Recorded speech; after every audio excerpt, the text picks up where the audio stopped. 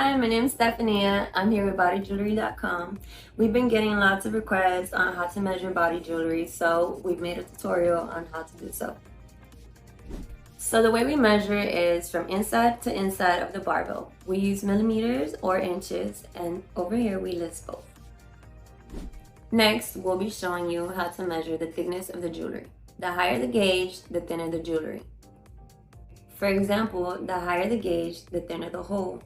The smaller the number, the thicker the hole. Here are some examples. We start with the length, which measures from the inside. And this is how it's done. From here to here.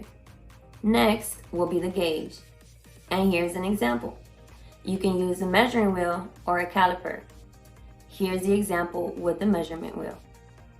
You take the jewelry and see which size fits.